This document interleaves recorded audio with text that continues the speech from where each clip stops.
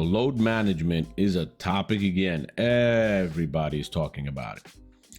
Right now, I want to touch on a recent interview with Charles Barkley on the Dan Patrick Show. And he was asked on the Dan Patrick Show about what Michael Jordan said about load management and how he thinks today's NBA players will respond to it, if they will actually take it to heart, or do they even care what Michael Jordan says. And knowing a lot of these young people now, not even players, but people, they don't give a crap about, older guys talking about anything, whether it has to do with basketball, life, or anything else. They think they know everything best, but whatever. They don't have the same values in life. A lot of them, not all of them. But Charles Barkley had a very interesting response. It's about three and a half, 4 minutes. But I want you to listen to that, and we'll break it down right after that's over. So hold on 1 second, and I'm going to put that response from Charles Barkley on for you. Michael Jordan, in his interview with Mike Tirico, was talking about load management. Now, back in the day, you guys took great pride in playing every single game. How do you think today's player will react to what Michael Jordan said about load management? Well, first of all, we don't care what they think. Dan, me and you have discussed load management on this show for years. It sucks, load management. These guys can play basketball 2 days in a row. We played basketball 2 days in a row. They got better equipment. They got better equipment. They got better medicals. They got cold plunges. They got hyperbaric chambers. They got private planes now.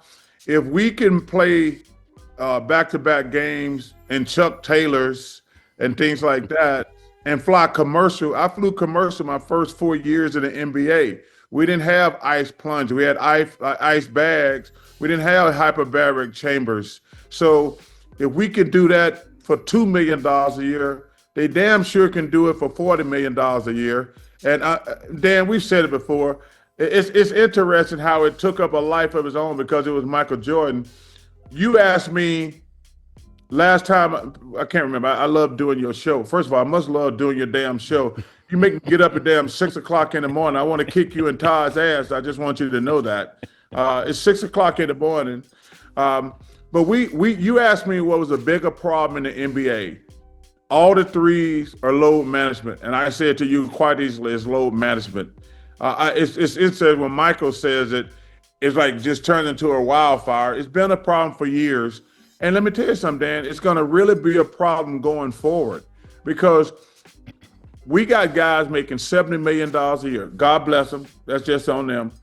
But when we start having guys making $80, $90, $100 million a year, and they says, yeah, I played last night. I can't play tomorrow.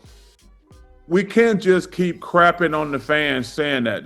That's just disrespectful. Number one, it's disrespectful to the game, but it's really disrespectful to the fan base. If I saved up all my money, as expensive as tickets are, some of these stars only going to come to East Coast, West Coast one time a year, and you're making $90 million and you can't play basketball 2 days in a row, that's 100% wrong. I agree with you. I said the same thing. My reaction to Jordan was, this is obvious. Of course, he's going to be against load management, and it makes his reputation, stand even taller because he didn't take games off. He tried to play in every single game. So there wasn't any news in this. And you're right. If Mike says it, all of a sudden load management's a topic again. And I'm like, these guys today don't care. They don't care what Michael Jordan says about, I'm going to play every game now because Mike said so. Well, and the thing that bothers me, I wish they would tell the truth. Instead of just saying, you hear people saying, well, it's not healthy or things like that. Just say, I want it. And listen, this is a fair thing on their point. If I'm able to play basketball 2 or 3 more years, I'm probably going to make an extra $50 to $100 million. I mean, depending on who you are, even if you're, if you're a star if you play an extra 3 years, you're going to make a minimum of probably $100 million, Dan. If you can add 3 years at the end of your career, you're probably going to be making 30 to 50, 60 million dollars. And I understand that, but just say, hey, I'm trying to extend my career. Don't try to tell me it's not healthy. I've seen reports out there saying it's not healthy to play. Dude, guys have played basketball back to back their entire life. Yeah, I'm with you, and I understand this because if you said to Larry Bird, hey, why don't you do load management? You might be able to extend your career 3 more years. Or I said that to Steve Nash.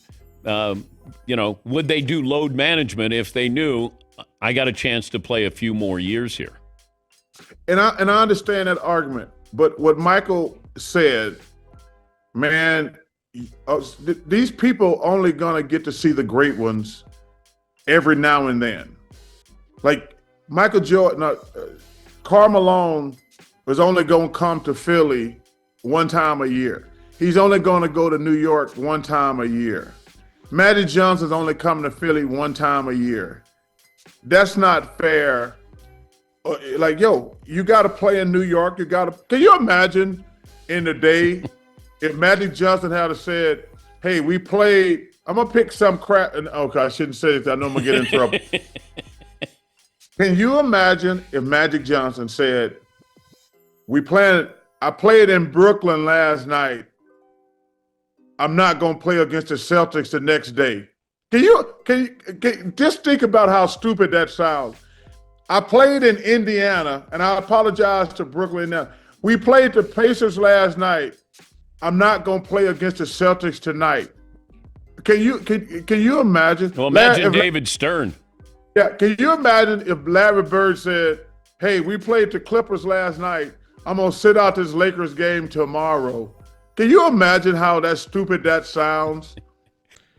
Okay, so you heard Charles Barkley respond to what Michael Jordan said, and he went a little bit back and forth with Dan Patrick, and his main points were as follows. I mean, he said that Michael Jordan, him, and most of the previous legends, they don't really care if these players listen to them or they don't listen to them. Their opinion is their opinion, and I agree with that opinion, especially of Michael Jordan.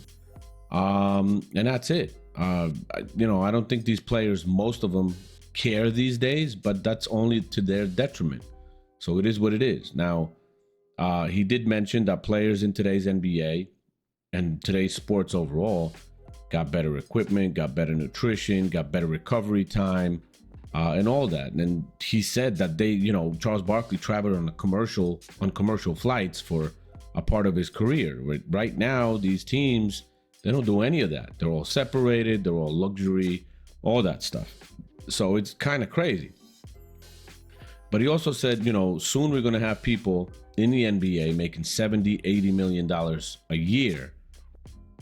And if they keep picking and choosing what games they play, that's super disrespectful to the fans. The fans are paying for these tickets. That's who is financing these huge contracts. Fans are fans. No fans, no NBA. I mean, you can have advertisers and everything, but the advertisers advertise because there's fans watching these games on TV and everywhere.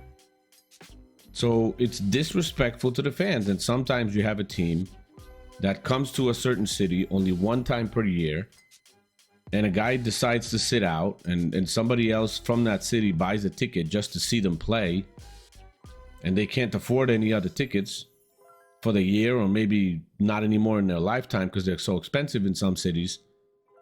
That's just not fair. It's wrong, period. And Barkley said what I said in the past. It's about brand and money now, more than the love of the game. If players can extend their careers and make an additional 60, 70 to $100 million through 3 years or whatever, then they will do it. It takes away from the competitiveness of the game and all that, but they will sacrifice the fans because that's the only person that's really losing out on players sitting out if they're not really hurt, where they would have to sit out. And if they load manage, the only person that gets hurt by that is the fan, is the NBA fan. The team's money is protected. The team's investment is protected. The career of the player is getting extended and stuff like that. And it's just wrong, you know? They're not looking at the most important part of why their league is so successful, and that's the fans, which is not right. You know, this extending careers due to load management also puts LeBron's longevity here in a perfect light. You know, way different time to play right now. Completely different basketball, softer, much easier to get to the basket. Not many bumps, not many hits. Everything gets called for a foul, and you're shooting free throws. So it puts it in perfect perspective. Players are not saying the truth these days. Also, as Charles Barkley said, you know, everybody's excuse for load management is blaming it on health, that it's not healthy to play all these games. But really, what they're doing, if they're able to play and they're just sitting out to sit out, they will not tell you that they want to extend their careers, and that's why they're doing it. You know, because to answer them and to go back at them if they say it's not healthy, look at Carmelo and John Stockton. John Stockton had a very long, very productive career. I mean, the guy played 19 seasons in the NBA, and 16 of those seasons he played all 82 games as a point guard, getting hit in the 90s, running a lot. You know, a point guard is a point guard, no matter. So you can play long careers playing all these games, and they just don't want to. That's pretty much where it comes down to. Load management is not fair to the fans, and that's who the league depends on. No fans, no NBA, as I said before. And then he touches on Magic Johnson and Larry Bird and Michael Jordan, that they would never consider missing games to simply rest in between because they played a game yesterday. So, hey, I'm sitting out today. I mean, imagine the mentality that these guys had. And Magic Johnson spoke on this, and Michael Jordan spoke on this. I don't remember seeing Larry Bird speaking on this, but it's the same kind of mentality from those days, those times, those years. They would never decide to just sit out a game to sit out a game. They would play no matter what. Because of fans, because of their responsibility to the fans, because of their responsibility to the game, because of their love for the game and their competitiveness. I'm not going to sit out to watch somebody, you know, whoop my team's ass. If I can help them, I'm out there. That's their approach. Charles Barkley was the same way. You know? So that's just my outlook at it. And I think Charles Barkley is right about it. And like I'm saying, since Michael Jordan made these comments, everybody's talking about it. Even Gil's Arena made some comments, which I'm probably going to try to get through and maybe make a video on, because I saw part of it, and Kenyon Martin made an interesting point there, but I got to look through that and put it all together. So let me know what you guys think. Comment section is open. Like, share, subscribe to the channel if you haven't already. And I'll see you guys in the next one. Peace.